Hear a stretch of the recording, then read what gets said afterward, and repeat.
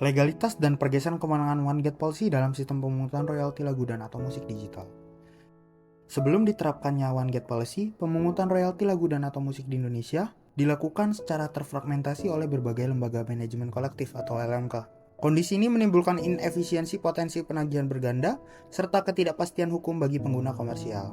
Seiring dengan perkembangan industri musik digital, pemerintah kemudian memperkuat peran lembaga manajemen kolektif nasional melalui sistem Inspiration yang diluncurkan pada 6 Oktober 2025. Kebijakan ini diformalkan melalui Peraturan Menteri Hukum Nomor 27 Tahun 2025 yang memusatkan seluruh pemungutan royalti ke satu pintu.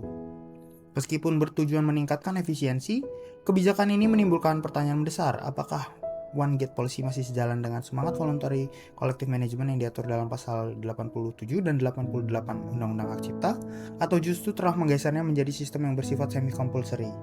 Keabsahan material Peraturan Menteri Hukum Nomor 27 Tahun 2025. Secara formal, kebijakan ini memiliki landasan hukum yang cukup kuat, di mana pasal 89 ayat Undang-Undang Hak Cipta memberikan mandat kepada LMKN untuk mengkoordinasikan pengelolaan royalti di tingkat nasional. Ketentuan ini kemudian dipertegas oleh pasal 12 Peraturan Pemerintah Nomor 56 Tahun 2021. Selanjutnya, Peraturan Menteri Hukum Nomor 27 Tahun 2025 menjadi instrumen pelaksanaan utama.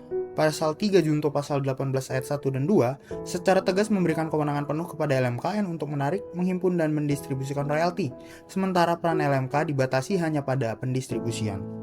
Instrumen pelaksana lainnya adalah Surat Edaran DJKI dan LMKN serta Sistem Inspiration yang diluncurkan pada Oktober 2025. Secara formal, landasan hukumnya tampak lengkap. Namun, ditemukan beberapa catatan material.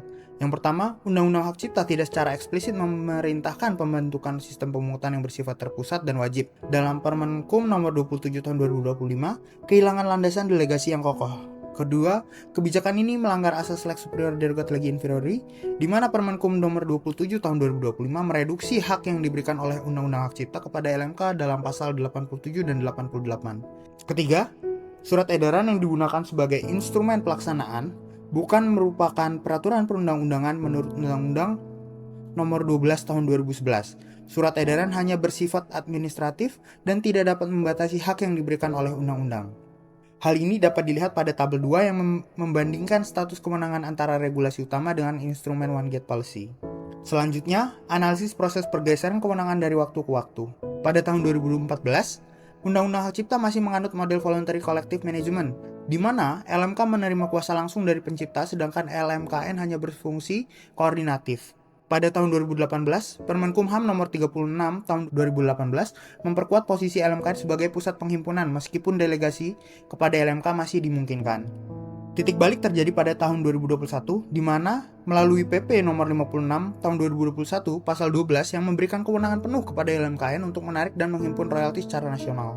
Dan puncaknya terjadi pada tahun 2025.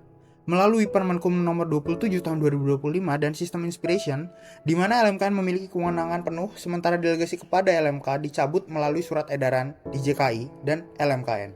Dampak dari adanya pergeseran ini, LMK mengalami penurunan otonomi operasional. Dari subjek aktif pemegang kuasa kini hanya menjadi distributor pasif yang bergantung pada alokasi dana LMKN. Hubungan antara LMK dan LMKN berubah menjadi hierarki, di mana LMKN mendominasi penetapan tarif dan pengelolaan sistem. Prinsip voluntary assignment yang menjadi esensi pasal 87 dan 88 Undang-Undang Hak Cipta mengalami pengurangan yang signifikan. Data distribusi royalti menunjukkan peningkatan nominal penghimpunan dari tahun ke tahun. Namun, unclaimed royalty tetap tinggi, bahkan mencapai 4 miliar lebih pada 2024. Hal ini menunjukkan bahwa peningkatan efisiensi penghimpunan belum sepenuhnya diimbangi dengan kualitas distribusi yang adil. Pada aspek perlindungan hak ekonomi pencipta, ditemukan beberapa permasalahan, di mana terdapat gap yang sangat lebar, lebih dari 7 juta lagu beredar di platform digital, namun data yang tercatat di PDLM DJKI baru sekitar 177.000 saja. Di mana sistem Inspiration masih sangat bergantung pada data administratif dan minim usage data real time, sehingga akibatnya banyak royalti yang tidak dapat didistribusikan dengan tepat. Kelemahan ini berdampak langsung pada hak ekonomi pencipta yang dijamin pasal 8 Undang-Undang Hak Cipta. Tanpa metadata yang akurat, pencipta kesulitan membuktikan kepemilikan haknya. Total royalti yang belum diklaim mencapai 33 miliar lebih. di mana kelompok pencipta merupakan pihak yang paling terdampak, dengan nilai mencapai 24,9 miliar. Kondisi ini menunjukkan adanya reduksi hak ekonomi pencipta dari property rule menjadi liability rule.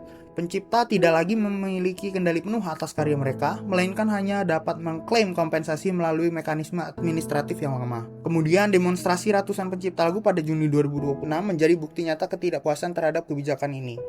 Berdasarkan ketiga temuan tersebut, dapat disimpulkan bahwa meskipun memiliki landasan formal, Permenkum nomor 27 tahun 2025 mengandung cacat material karena menggeser model voluntary menjadi semi-compulsory tanpa delegasi yang jelas. Kemudian terjadi pergeseran kewenangan yang signifikan ke LMKN, di mana LMK mengalami degradasi peran dan prinsip voluntary assignment melemah. Dan yang terakhir adalah perlindungan hak ekonomi pencipta belum memadai, di mana kelemahan metadata dan tingginya unclaimed royalties menyebabkan hak yang seharusnya bersifat property rule tereduksi menjadi liability rule.